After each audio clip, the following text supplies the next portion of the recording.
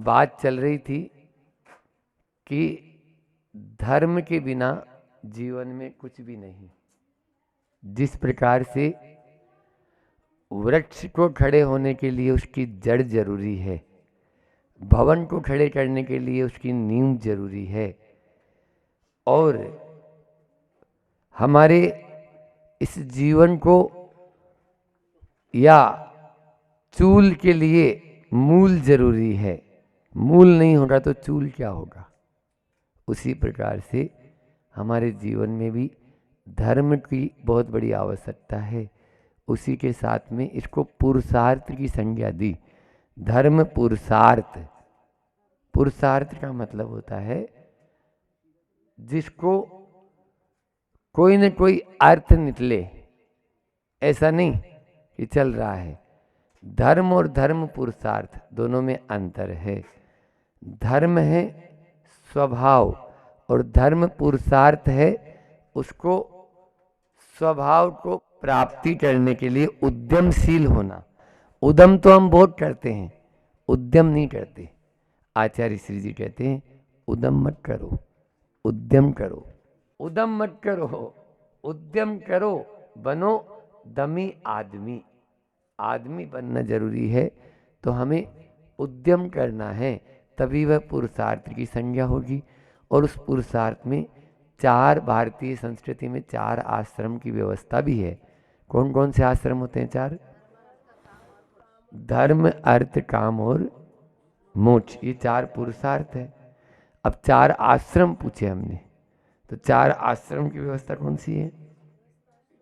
हाँ, सबसे पहला ब्रह्मचर्य आश्रम है ना, स्टेज है ब्रह्मचर्य आश्रम।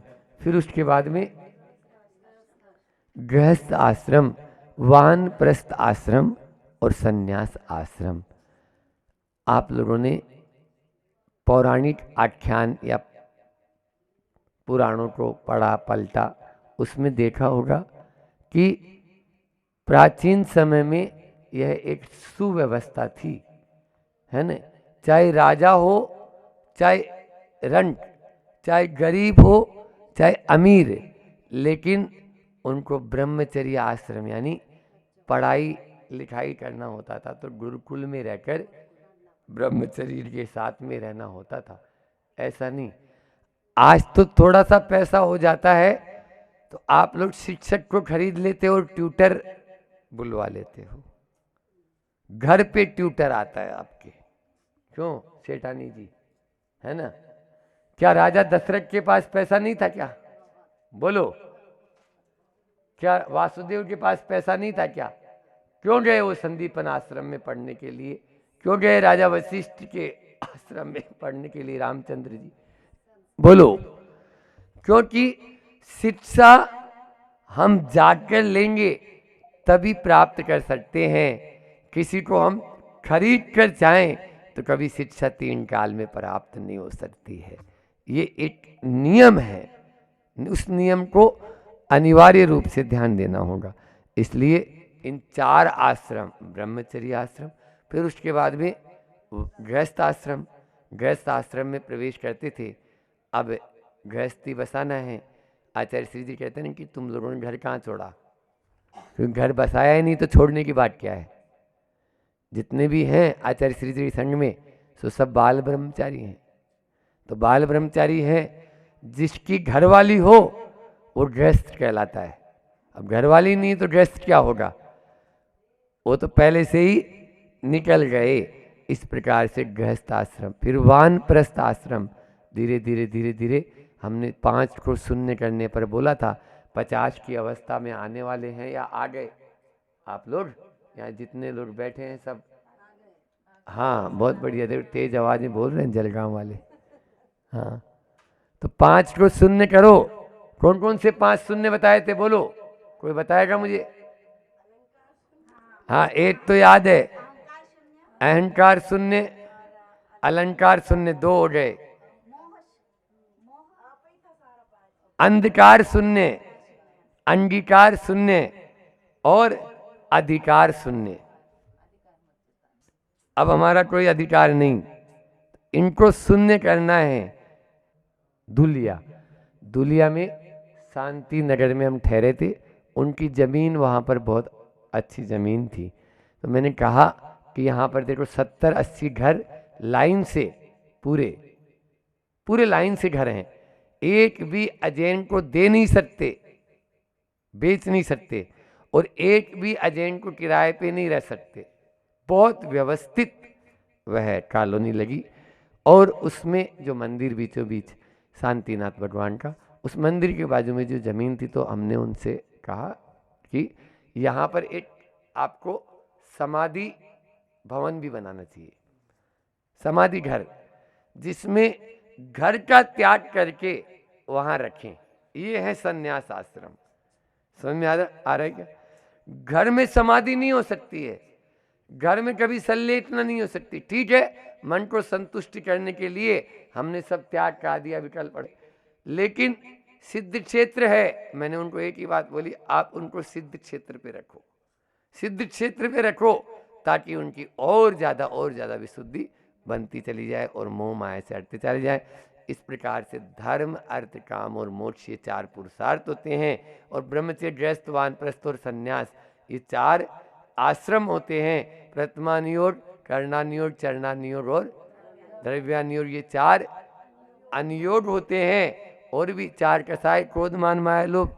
अब 4 की गिनती करेंगे तो बहुत सारे हो जाएंगे, लेकिन अभी अपनी चर्चा चल रही थी कि पुरुषार्थ के माध्यम से हम कैसे, आज अपन आगे अर्थ पुरुषार्थ को देखते हैं थोड़ा सा, और काम पुरुषार्थ के माध्यम से आगे अपनी बात को बढ़ाते हैं। देखो, अर्थ पुरुषार्थ, अर्थ ऐसा होना चाहिए जिसके पीछे अनर्थ नहीं होना चाहिए। आज जो है ना, 2 चीजें हैं, एक होता है उद्योग में हिंसा, और एक होता है हिंसा का उद्योग। बोलो, उद्योग में हिंसा चलेगी। भगवान महावीर स्वामी ने 4 प्रकार की हिंसा भी होती है। देखो, 4 की बात चल रही है आज तो 4 प्रकार की हिंसा कौन सी है बताओ तो माता जी? हाँ, आरंभी, उद्योगी, संकल्पी। तो आप लोगों का संकल्पी हिंसा का त्याग है। सुन रही है सोनगिर वाली माँ जी? हाँ, संकल्प पूर्वक जीव को नहीं मारेंगे, ठीक है ना। फिर उसके अलावा विरोधी हिंसा का त्याग है क्या? आरंभी हिंसा का त्याग है क्या? और उद्योगी हिंसा का भी त्याग नहीं है। लेकिन हमारे यहाँ आचार्य ने कहा, उद्योग में हिंसा तो चलेगी, लेकिन हिंसा के उद्योग कर लोगे तो। आज अपन आ रहे थे, कल भी देख रहे हैं यहाँ पे बहुत सारे मुर्गी फार्म हाउस बने हुए हैं। अब ये क्या है? बोलो, क्या है ये? मछली पालन हो रहा है, ये क्या है? ये हिंसा के उद्योग। स्लॉटरिंग हाउस है, हिंसा का उद्योग। जूते चप्पल की दुकान खोल ली, क्या चमार है क्या? जैनियों ने जैन बूट, क्या बूट हाउस, शू हाउस। इतने जूते खाने की इच्छा है तो कहीं पे मिल जाएंगे। वो तो चौराहे पे कोई जाके गलत काम कर दो, आपको खूब जूते चप्पल मिलेंगे, ठीक है ना। इसलिए कभी नहीं, आज यही हो रहा है। पानी के नीचे नाव होगी तो क्या होगा? बोलो ना। और नाव के नीचे पानी होगा तो नाव के नीचे पानी होना चाहिए, पानी के नीचे नाव नहीं होनी चाहिए। आज की स्थिति, नाव के अंदर पानी भर रहा है, डूब रहे हैं। आप लोग ग्रस्त हैं मूठ माटी में। बहुत अच्छी बात आचार्य सिद्धि ने कही कि 2 आपके पास में कोड़ी नहीं है तो आप 2 कोड़ी के हो, और साधु के पास में 2 कोड़ी है तो वो 2 कोड़ी का है, वो 2 कोड़ी का है। इसलिए वहां बताया, अब सुना रंबाणाम आर्याणाम मिश्यते दानम। हम दान किसको दें? जो अब सुना से रहित हो। सुना से रहित होने वाले को दान दे सकते हो, हर किसी को दान नहीं दे सकते आप। समझ में आ रहा है? अब पंच सुना होते हैं, सब जानते हैं कौन कौन से होते हैं, कई बार बताया हमने तो। हाँ, ऊंटली, मूसली, बुआरी, परिंडा, अरे कहाँ हो गया अभी? हाँ, चूल्हा और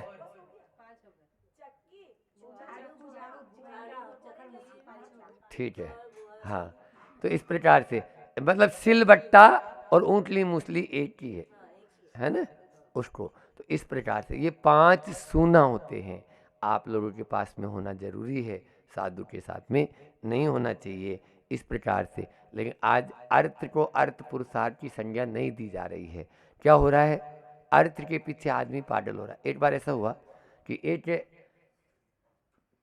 अपराधी को किसी चीज में पकड़ लिया गया, उसको कोर्ट में प्रस्तुत किया जज साहब के सामने। कोर्ट में उसकी सुनवाई हुए उससे पहले उसने बोला कि जज साहब आप मुझे 6 महीने की जेल दे दो। जज साहब देखते रह गए, सारे वकील देखते रह गए। आज पहले बार ऐसा अपराधी आया है कि जो खुद अपनी सजा बोल रहा है कि मुझे 6 महीने की जेल दे दो। कोई जेल जाना नहीं चाहता, और ये जेल क्यों जाना चाह रहा है? और अभी तो इसकी कुछ फैसला हुआ ही नहीं है, फिर भी ये बोल रहा है जेल दे दो मुझे। पहला अपराधी मिला जो जेल मान रहा है। जज साहब ने पूछा तुम जेल क्यों जाना चाहते हो भैया, तुम जेल क्यों जाना चाहते हो? और अभी तो हमने फैसला सुना ही नहीं। बोले जेल तो आप नहीं पहचान रहे जज साहब, मैं आपके यहाँ 2 साल पहले भी आया था जब आपने मुझे 1 साल की सजा सुनाई थी। जो अपराधी अभी अंदर जेल में बंद है उनको मैंने ब्याज पे पैसा दिया था, उनसे ब्याज वसूलना है। मतलब ये हालत है, वो ब्याज के लिए वो जेल भी जाना जरूर, वहां जेल में भी चला जाएगा। आदमी की स्थिति देखो ना, वो अर्थ के पीछे कुछ भी करने के लिए तैयार हो जाता है। हर चीज उसके लिए यानी छोटी पड़ती है, और कोई चीज को समझता ही नहीं है। आज तो ऐसा हो गया अर्थ तो कि उसके पीछे कुछ भी करने के लिए जैसे तैसे कैसे भी हो, बस पैसे हो। आचार्य भगवंतों ने कहा है 2 चीज का ध्यान रखना। पैसा कैसा होना चाहिए, एक तो हिंसा मुक्त और शोषण मुक्त। पैसा कैसा होना चाहिए, हिंसा मुक्त और शोषण मुक्त। और दूसरा है प्रामाणिकता युक्त और नैतिकता युक्त। प्रामाणिकता युक्त और नैतिकता युक्त, ये 4 प्रकार का कोई भी काम करके आप पैसा अर्जन करते हो। सामने यहाँ खेत नजर आ रहे हैं, अपन बैठे हैं खेतों में, तो खेती सबसे पहला, दूसरा है व्यापार, तीसरा है उद्योग, और चौथा है नौकरी, सर्विस, है ना।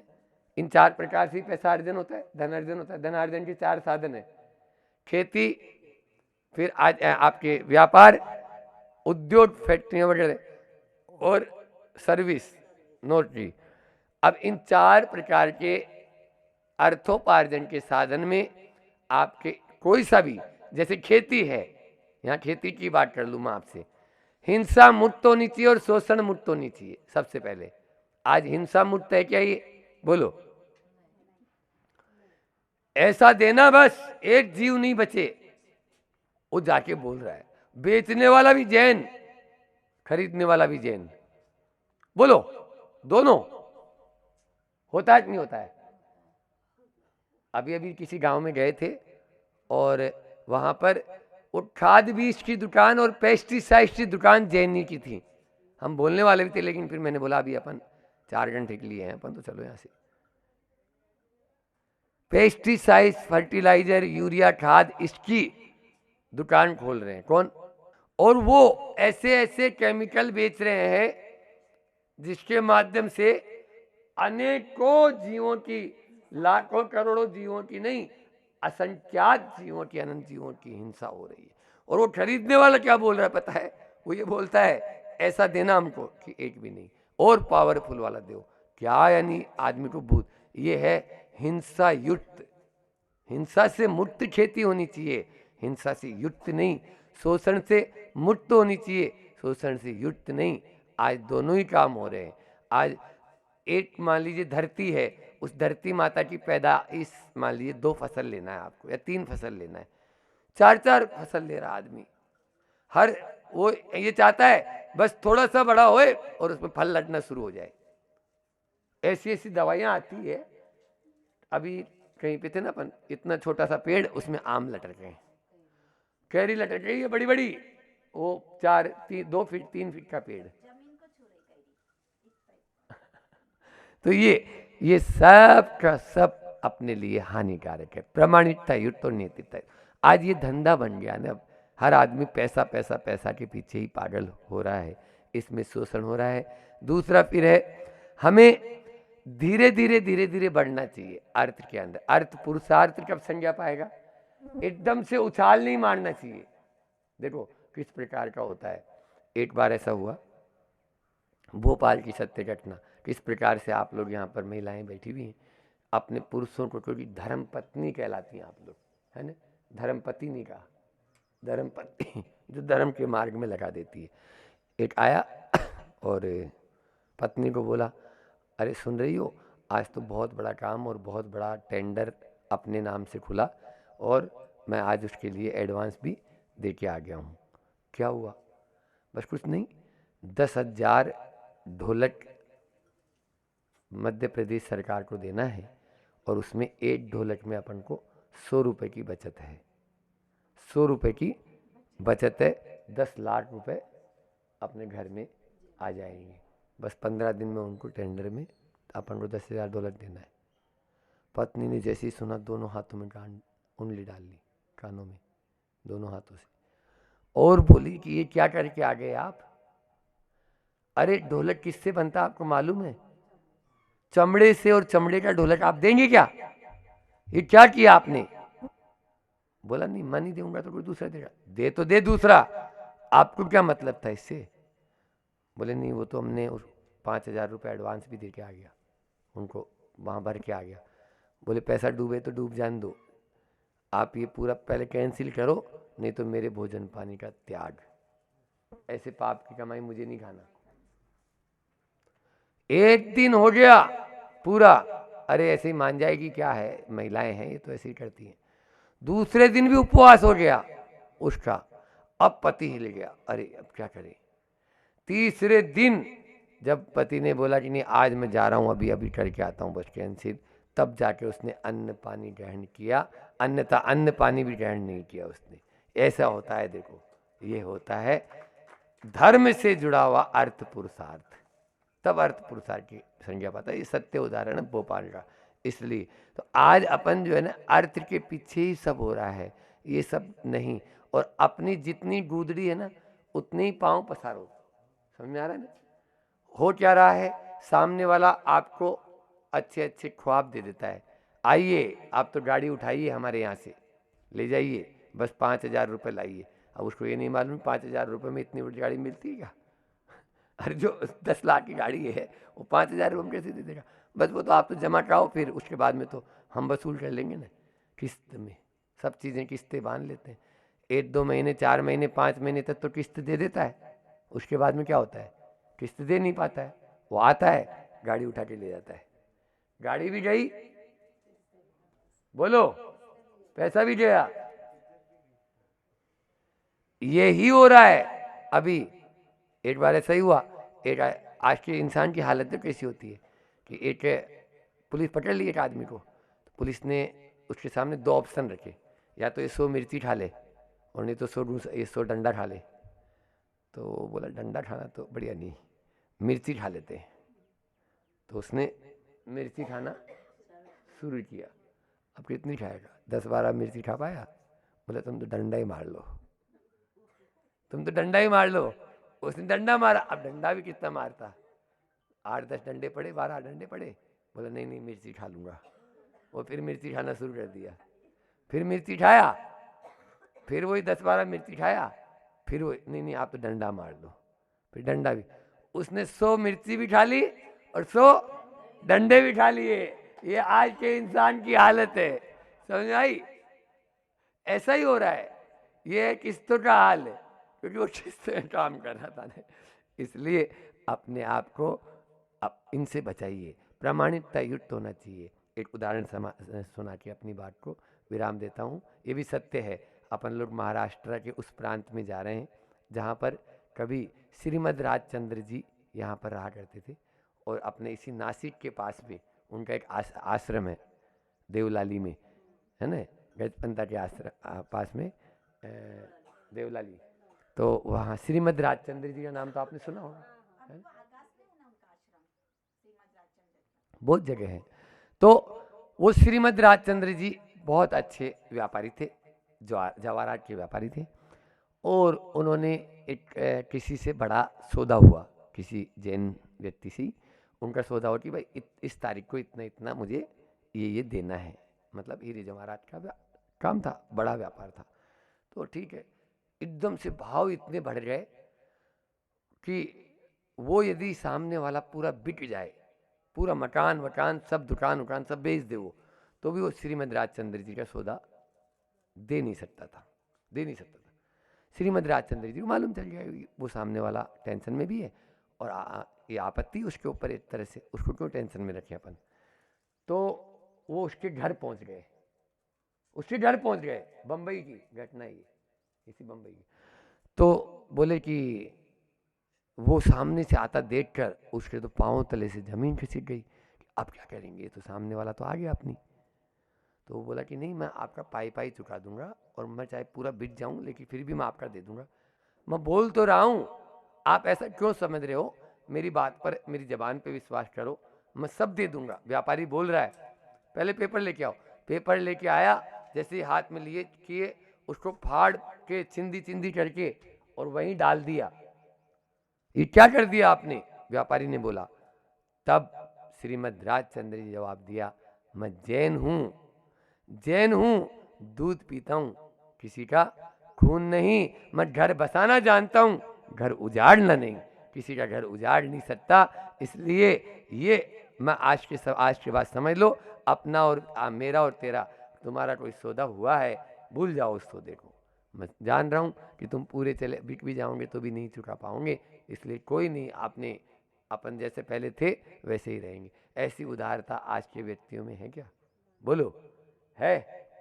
कोई नहीं। आज तो सीधे बस उसके सामने और चले जाएंगे, और कैसे मिल जाए बस ज़्यादा से ज़्यादा उसकी प्रॉपर्टी, और कैसे कुर्की क्या बोलते हो, हाँ वही उसका कुर्की का ऑर्डर वो ले आए बैंक से, इस प्रकार के ये आज बहुत ज़्यादा हो रहा है। अर्थ पुरुषार्थ की बात अपन ने की, अर्थ को अनर्थ के में मत समझो। ये वही कर सकता है जो यथार्थ को समझता है और परमार्थ की दृष्टि रखता है।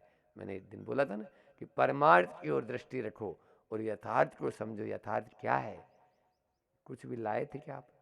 क्यों? तो फिर ले जाओगे क्या? जब लाए नहीं, ले जाएंगे नहीं, तो फिर क्यों ये करना?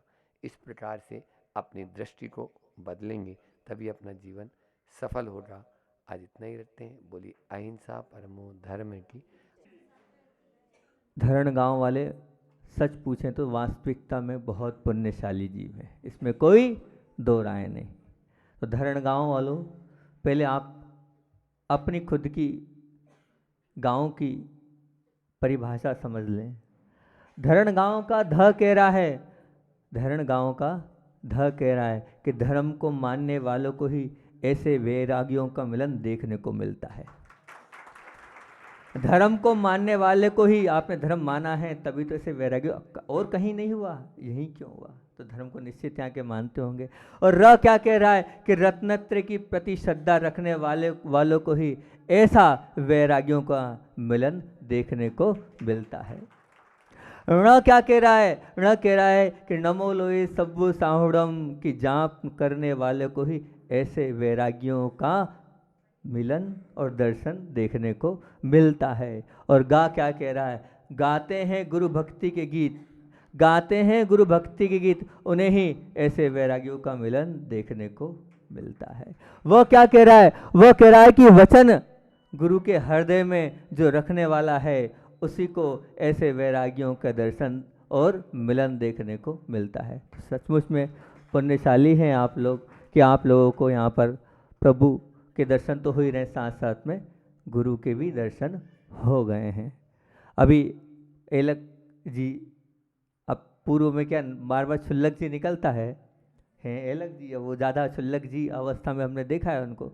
निवार में मिले थे। मैं मानता हूँ कि आज क्योंकि प्रवचन की बात तो करना ही नहीं है, प्रवचन तो हम कुछ नहीं करेंगे, हम तो आज सब महाराजों के विषय में बताएंगे। सुनना है ना कि प्रवचन सुनना है? प्रवचन नहीं सुनना ना, हम तो सब महाराजों के विषय में आज बात करेंगे आपके से। तो ये जो आपके सामने एलक जी बैठे हैं बहुत पुण्यशाली है, क्योंकि गुरु जी ने अपनी शरण में जिसको ले लिया है वो सबसे बड़ा पुण्यशाली है, ये मान के चलना। अपनी भक्ति, अपना समर्पण, अपनी आस्था, अपनी योग्यता और अपनी परिणामों की निर्मलता से ही आपने गुरु चरणों में अपना स्थान बनाया है। मैंने कुछ नहीं किया, इनने मेरा नाम ले दिया, मेरे से क्या होता है, मेरे कहने से कुछ चलता है क्या? लेकिन क्या था, इनकी खुद की अंदर से समर्पण थी, ऐसी भक्ति थी, ऐसी आस्था थी, ये योग्यता थी और अंदर से परिणामों में निर्मलता थी। तभी तो आचार्य भगवान ने इनको स्वीकार किया है, तभी तो इनको अपनाया है। तभी तो बहुत बिरले क्यों बोल रहा हूँ मैं इसलिए बोल रहा हूँ कि इनका जो सरल और सहज स्वभाव है अलग जी का, क्योंकि पूरे संघ के सामने उन्होंने अपना निवेदन रखा था, वो दृश्य मैं आपके सामने रख रहा हूँ। इरियापद में साधुओं के समक्ष जब इन्होंने अपना वहाँ पर निवेदन रखा था और दुपट्टा जब इनका आचार्य भगवान की आज्ञा से हटा था, तो ऐसी एक उत्सुकता पूरे संघ में थी, ऐसी दीक्षा भूतो न भविष्यति जैसी अलग जी की हुई हैगी, ऐसी विशुद्धि वाला वो दृश्य था। और फिर दुपट्टा जैसी आचार्य श्री के चरणों में रखा और रखने के बाद सब आचार्य श्री के मुख में एक ही देख रहे थे कि आचार्य श्री नाम क्या रखेंगे, नाम क्या रखेंगे। इतनी उत्सुकता नहीं होगी किसी की भी, लेकिन इनके नाम सुनने के लिए मैं नहीं, पूरा संघ उत्साहित था। और फिर गुरुमुख से वो नाम निकला, वो तो आपको मालूम ही है, आप लोग जय बोल दो उनकी नाम। वो नाम जैसे ही मिला हमने कहा बहुत बढ़िया, बहुत अच्छी बात है, कर्मों के उपशम के लिए तैयार हैं। आचार्य भगवान ने नाम भी उनका वो दे ही दिया है। वो दृश्य वास्तविकता में बहुत अनूठा था, आंखों में बसाने लायक वो दृश्य था। और इनकी खुद की विशुद्धि तो और ही दुगनी और चौगनी हो गई। चर्या के प्रति आस्था एलक जी की जैसे हमने देखी बहुत कम लोगों में मिलती है, चर्या के प्रति आस्था, क्योंकि ये बार बार हमारे पास आए। और जब हमने अपने पूरे जीवन काल में जो बड़े बड़े महाराज लोगों से सीखा है, अक्षय सागर जी महाराज जी, योग सागर जी, समय सागर जी, तो ये सब सीखने के बाद एक चार्ट हमने तैयार किया था, जो 240-45 नंबर का वो पूरा चार्ट है। वो जो चार्ट है सुबह से लेकर रात तक की पूरी दिनचर्या है। सुबह उठे प्रतिक्रमण किया, हाथ जोड़ के नहीं किया तो 0, और जैसे मान लीजिए हिल गए तो 0, सामायिक में बैठे हैं, सामायिक में अपन आँख खोल ली तो 0, ऐसे पूरे नंबर वाइज सिस्टम है। सामायिक के 9-10 नंबर है, तो प्रतिक्रमण के 7 नंबर हैं। तो ऐसे पूरे सुबह से लेकर शाम तक प्रत्येक परिचर्या को, देव वंदना को, आहारचर्या को, उसको पूरा हमने अपने हिसाब से मूलाचार को, आचार सार को, भगवती आराधना को, सभी ग्रंथों को समायोजित करके उसमें उसको समाहित किया। अब वो चार्ट तो हम भी पालते हैं, अन्य भी बहुत से साधुओं को मैंने चार्ट दिया, लेकिन उस चार्ट में कहीं प्रिंटिंग मिस्टेक थी। किसी साधु का मैसेज नहीं आया कि महाराज जी इसके बाद ये होना चाहिए, लेकिन महाराज जी का मैसेज आया, महाराज जी का पत्र आया हमारे पास। नेमावर में ही आया था शायद, नेमावर में आया था, हाँ नेमावर के बाद आया था कि बामोरा में आया था शायद, बामोरा में आया था ना, बामोरा में पत्र आया, महाराज जी ये ऐसी ऐसी बात है। मतलब कितनी सजगता है। उसके बाद कुछ चीज़ें ऐसी थी जो हमें समझ पाएगा भी नहीं कोई। मतलब ये बहुत सजगता से उस चार्ट को पाल रहे थे। हमने यही पूछा, बोले महाराज जी वो चार्ट तो हम पालते हैं, चतुर्मास में तो बहुत अच्छे से पालते हैं, क्योंकि उसके बाद ऐसा नहीं है।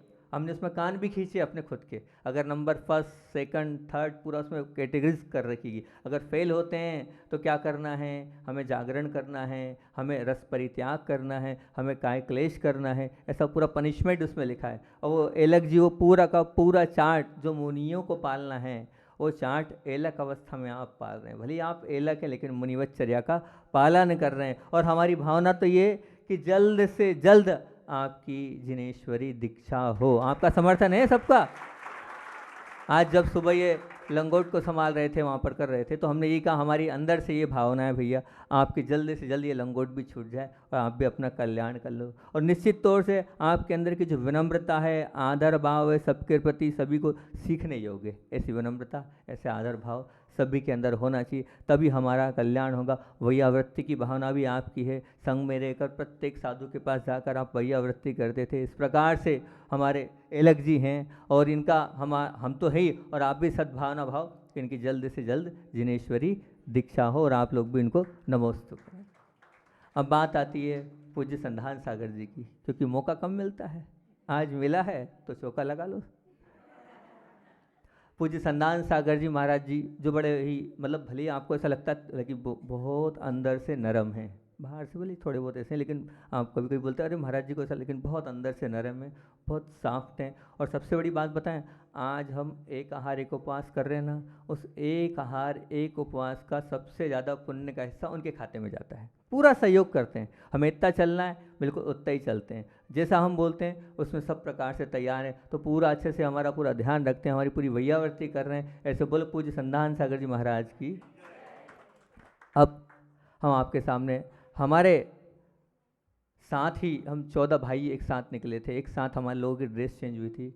जो अभी अचल सागर जी और शैल सागर जी हैं, ऐसा पहली एंट्री हुई थी, 35 ब्रह्मचारी हुई थी, उसमें पहली 14 लोगों की जो एंट्री हुई थी, उस 14 लोगों में अभी अचल सागर जी और शैल सागर जी हमारे साथ ही है। हम सब लोगों का एक साथ बीना बारा में ड्रेस चेंज हुई थी और बीना बारा में हमारा संघ प्रवेश हुआ था। और उस प्रवेश की अहम भूमिका तो हम बताएंगे किसके माध्यम से क्या हुआ था, वो किसने क्या करा था, वो तो भी आगे अभी जब अक्षय सागर जी की महाराज जी के विषय में बताएंगे तो आपको हम बताएंगे कैसे हुआ था। तो ये हमारा, वैसे तो आप जैसे आप लोग बोलते हैं ना, आपके परिवार में मिलकर आपको खुशी होती है ना, ऐसे ही हम महाराज मिलकर जो आत्मा का आनंद आ रहा है वो बताया नहीं जा सकता है। और ऐसा आपके राग के मिलन में कर्मों का बंध होता है, लेकिन हम जो वैरागियों का मिलन है इसमें आत्मा का आनंद और कर्मों का दहन हो रहा है। क्या हो रहा है? आत्मा का आनंद और कर्मों का दहन हो रहा है। क्योंकि एक वीतरागी साधु के दर्शन ओतप्रोत भाव से करता है तो विशुद्धि ही अलग होती है, बिल्कुल विशुद्धि उसका कहा नहीं जा सकता, उसको बताया नहीं जा सकता किस प्रकार की वो विशुद्धि होती है। पूज्य अचल सागर जी महाराज जी से तो ब्रह्मचर्य अवस्था से ही हमारा आत्मानुराग है। और आत्मानुराग तो है क्योंकि जहाँ पर गुण होते हैं वहाँ अनुराग तो सहज हो ही जाता है। गुण होंगे तो अनुराग तो निश्चित तौर से होगा। यथा नाम तथा गुण वाले हमारे अचल सागरी चर्या के क्षेत्र में सदैव अचल रहते हैं। चर्या के मामले में कहीं कोई समझौता नहीं, कहीं कोई कटौती नहीं। हम तो चर्या को देखते हैं, चार्ट में नंबर करते हैं सुबह से लेकर शाम तक कितने हुए, लेकिन यहाँ तो नंबर करने की बात ही नहीं। ऐसी उत्कृष्ट चर्या का पालन करते हैं, हमारे बोलते नहीं है, मुस्कुराते रहते हैं, लेकिन ऐसी चर्या का पालन करने वाले आचार्य श्री जी जिनका चित्त अचल है और निश्चल है, और मोक्ष मार्ग में चलने वालों को अपने वात्सल्य के आंचल से जो सदैव ओतप्रोत कर देते हैं, ऐसे हमारे पूज्य अचल सागर जी। आपका पूरा परिवार, मतलब बहन भी है तो आपको बताएं, गुरुमती माता जी के संग में श्रुतमती माता जी थी, अब तो शायद बदल गया संग, पहले माता जी थी। और आपके माता पिता भी हैं, वो भी प्रतिमाधारी हैं, वो भी ऐसी चर्या पालते हैं। पिताजी तो ऐसी सामायिक करते हैं कि आप सामायिक देखो तो क्या है, तो ऐसी सामायिक ऐसी संतान तभी तो होती है जैसे ऐसे भाव होते हैं। पूरा परिवार धर्म के मार्ग पर अग्रसर है, उनकी ऐसी अचल चर्या हमारी भी बने, इस भावना से बोलिए पूज्य मुनिवर अचल सागर जी महामुनि राज की।